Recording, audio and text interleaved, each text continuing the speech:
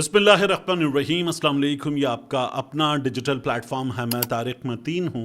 वल्लाहु खैरुल माकिरीन। अल्लाह सबसे बेहतर तदबीर फरमाने वाला है। वही बचाएगा मेरे देश को बलाओं से, जो बारिश में शजर से घोंसला गिरने नहीं देता, क्योंकि उसकी तदबीर तमाम तदाबीर की इमाम है। सलमान अकरम राजा साहब को हत्थे से उखड़ते हुए, गुस्से से तकरीबन बेकाबू होते हुए हमने आज देखा और उन्होंने कहा भाड़ में गया ओहदा। सलमान अकरम राजा साहब ने अलीमा खान साहिबा गलत कह रही हैं और उन्होंने जो बातें अडियाला के बाहर की और सबको अलीमा खान साहिबा ने अपनी गुफ्तगू में गिरेबान से पकड़ के झंझोड़ दिया, तो सलमान अकरम राजा साहब हमें इंतहाई तैश में नजर आए।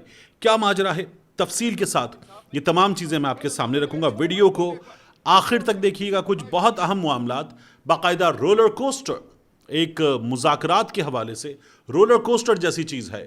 अमेरिका कहता है पाकिस्तान आ रहे हैं, हमारा झुकाव पाकिस्तान की तरफ है, मुज़ाकरात होंगे, सेकंड राउंड होगा। ईरान भी यही बात करता है। सेंटिमेंट पॉजिटिव नज़र आता है तो इसका इम्पैक्ट हमें ऑयल प्राइसेस पे नज़र आता है, इंटरनेशनल मार्केट पे नज़र आता है, और फिर पाकिस्तान में भी उसका सेंटिमेंट हमें पॉजिटिव नज़र आता है। लेकिन उसके बाद होता क्या है? उसके बाद हम ये देखते हैं कि हमें हैरिड्स ये बता रहा है कि मज़ीद 10,000 फौजी, अभी एक बहुत बड़ी तादाद है जो आबनाए हुरमस के ब्लॉकेड के लिए मौजूद है। मजीद मिलिट्री बिल्डअप किया गया है और मजीद 10,000 फौजी इस पूरे रीजन में अमेरिका भेज रहा है। तो करना क्या चाहता है डोनाल्ड ट्रंप, जो मुज़ाकरात के लिए आगे बढ़ रहे हैं? इस सूरत हाल में ये बयानात देता है, लेकिन फिर उसके बाद और फौजी भेजो, और जहाज़ भेजो, और बहरी जहाज़ भेजो, और हथियार भेजो, और ईरान को मज़ा चखाएंगे। ये डोनाल्ड ट्रंप की इस वक्त हालत है। तो डोनाल्ड ट्रंप जिस तरह से हरकतें कर रहा है, उससे लग नहीं रहा कि वो मुज़ाकरात के लिए संजीदा है।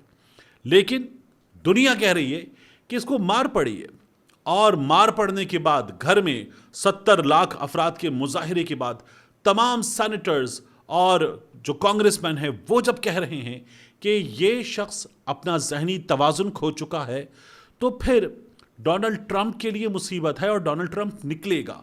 फाइनेंशियल टाइम्स को देखें, वॉल स्ट्रीट जर्नल को देखें, वो ये कह रहे हैं कि डोनाल्ड ट्रंप मुज़ाकरात करना चाहता है, जंग से निकलना चाहता है। लेकिन आपको ज़मीन पर मौजूद सूरत हाल कुछ और बता रही है। आपको जो मिलिट्री बिल्डअप है वो कुछ और बता रहा है, और इसका फिर जवाब भी आएगा। डोनाल्ड ट्रंप को ईरान की जानिब से इसका जवाब भी आएगा।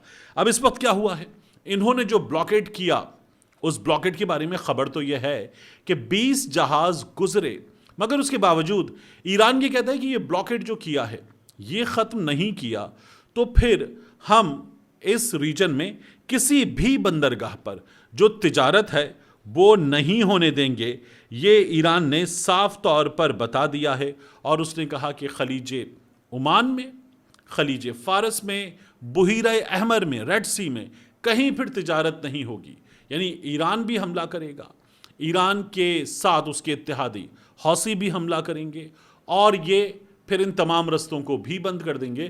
तो मुसीबत और बड़ी हो जाएगी। ईरान में पासदारान इनकलाब के तर्जुमान ने यह साफ तौर पर बता दिया है।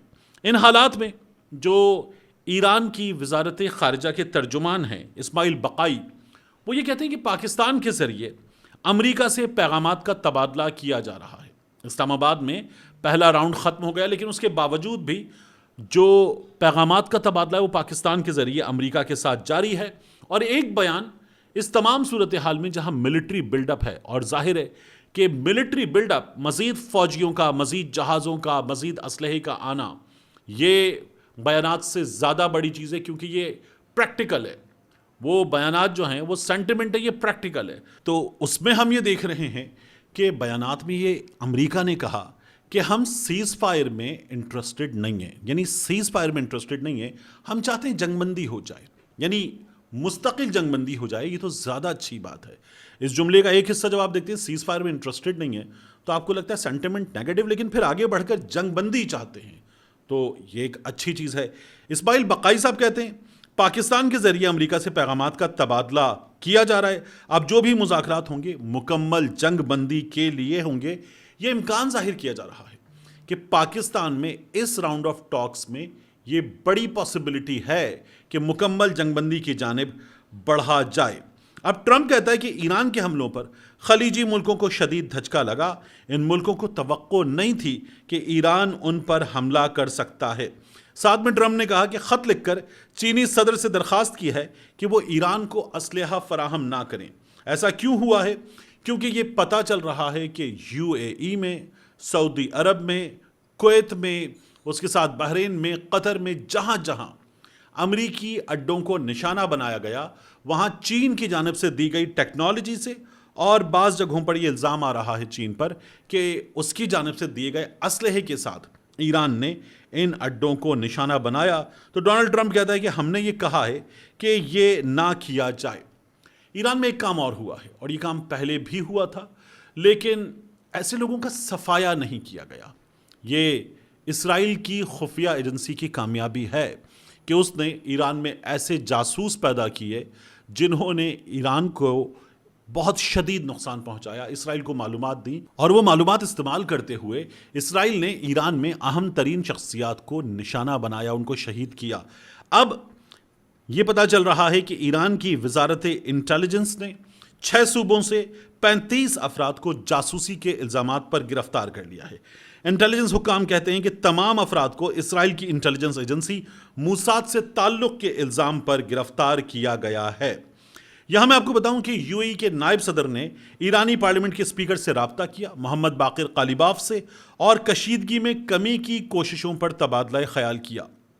ایران نے ان تمام ملکوں میں سامنے، گلف میں ایران کے ساحل سے سامنے موجود تمام ملک، سعودی عرب وہاں موجود ہے، وہاں عمان موجود ہے، وہاں یو اے ای موجود ہے، کویت موجود ہے، بحرین، قطر موجود ہے، تو ایران نے ان تمام ملکوں میں ہٹ کیا، لیکن امریکی اڈوں کو ہٹ کیا، اور ان تمام ملکوں سے اس بات پر تشویش کا، غصے کا اظہار تو کیا گیا، مگر جواب نہیں دیا گیا۔